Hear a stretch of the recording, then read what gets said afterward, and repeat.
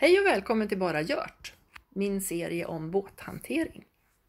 Hej och välkommen! Idag ska vi prata om väjningsregler. Och jag skulle påstå att det kanske är det allra viktigaste av allt att kunna. Det går alltid att få båten att hjälpligt ta sig dit man vill. Men väjningsreglerna måste man lära sig. Och det är bland annat av det skälet att de är skrivna utifrån tanken att den ena båten är väjningsskyldig. Den andra ska hålla kurs och fart. Och det säger ju sig självt om det är du som ska hålla kurs och fart och du kommer där ute på fjärden och det kommer en båt emot dig. Om du inte har någon aning om ifall den kan väjningsreglerna eller inte. Hur länge ska du då hålla kurs och fart? Då säger visserligen reglerna att när det föreligger risk för kollision ska båda väja. Men ändå, om alla kunde väjningsreglerna så vore det jättebra. Så då ska vi titta på dem i praktiken här på den här lilla sjön. Vi har alltså här en sjö, en fjärd. Vi har en vind. Och vi har två båtar, en grön och en orange. Nu lämnar de bryggan. De ger sig av och tar en liten tur på fjärden. Och så möts de här. I det här läget, när det är segelbåtar, då är det avgörande varifrån vinden kommer. Här kommer vinden in i den gröna båten från vänster, i den orangea båten ifrån höger. Då är det den orangea båten som får gå före. Den gröna båten väjer bakom. Kommer man inte ihåg vilken som ska väja så kan man tänka så här. Vinden in i höger öra, bara tuta och köra. Eller vinden vänster väjer. Nåväl, nu händer följande att den gröna båten gör en liten sväng, är på väg upp här mot vinden och möter den orangea båten och då har plötsligt båda vinden in från höger. Och det är klart, då kan ju inte båda tänka vinden in i höger öra, bara ut och köra. Då är det en annan regel som gäller. Den båt som är närmast vinden ska väja. Så den ska köra in bakom den gröna. Kan man inte komma ihåg den här regeln heller så kan man tänka att det finns en logik i att det är den orangea eller den som är närmast vinden som väjer. För vi tänker oss att det här är en båt med jättestora segel och här är en liten optimistjolle. Då hamnar ju den gröna båten i lä av den stora och har svårt att svänga. Alla båtar är inte segelbåtar, en del är också motorbåtar. Så nu blir den orangea en motorbåt. Och kommer på fjärden och kör mot segelbåten. Och då är det meningen att den motorbåten ska väja för en segelbåt. Och det är en generell regel, utom vid ett tillfälle. Det är när motorbåten är en liten långsam stackare. Och segelbåten är en super racer Volvo Ocean Race båt typ.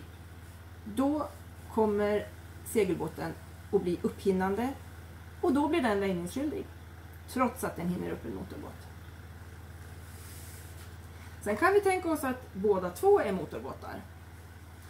Och den ena båten kommer från, i det här fallet den orangea båten kommer från den gröna båtens högra sida. Då är det som när man kör bil. Alltså att den som kommer från höger har förkörsrätt. Och den gröna ska svänga in bakom den. Det här som jag sa nu för en liten stund sedan om att motorbåtar alltid ska väja för segelbåtar. Det gäller. Det finns ett vanligt talesätt, den som seglar för sitt nöje väjer för den som seglar för sitt bröd. Och det stämmer faktiskt inte. Så att på öppet vatten så är faktiskt Finlandsfärjan skyldig att väja för den lilla fritidssegelbåten. I en skärgård som Stockholms skärgård, där det ofta är trångt mellan öarna, där finns det regler som säger att den som har svårt att manövrera har företräde, oavsett om det är segel eller en motorbåt. Men det kan ju vara så att jag som fritidsseglare och gott om tid tycker att men jag kan släppa förbi den här båten, den här Finlandsfärjan. Och då kanske jag svänger för att hålla undan för den båten. Och då ska jag tänka på 2 saker. Dels att jag faktiskt bryter mot sjövägsreglerna, om detta nu utspelar sig på en fjärd. Så att jag ska göra det i god tid, så att jag verkligen talar om för skepparen på Finlandsfärjan att nu väjer jag. Jag ska också göra det så pass långt bort då från den stora båten så att jag verkligen syns från dem. För tänk er att man sitter där uppe i styrhytten och så har man ett jättestort däck framför sig. Då är det en ganska så stor yta av vattnet framför båten som man inte ser. Ja, det var det. Nu ska vi byta perspektiv. Nu blir det här segelbåtar igen. Och här, den här gröna segelbåten, i den sitter du som tittar på den här filmen nu. Du kommer ifrån din brygga och är på väg ut på utflykten då. Och då möter du en segelbåt på fjärden. Vem är det som väjer nu? Du har vinden in från höger, den orangea båten har vinden in från vänster. Vinden in i höger öra, bara tuta och köra. Den orangea båten väjer för dig. Och den gör då en liten kringelikrok så här, och sen så vipp så kommer den tillbaka från andra hållet och ni är på väg att krocka. Då säger regeln att den som är närmast vinden väjer. Så det blir den orangea båten som får väja.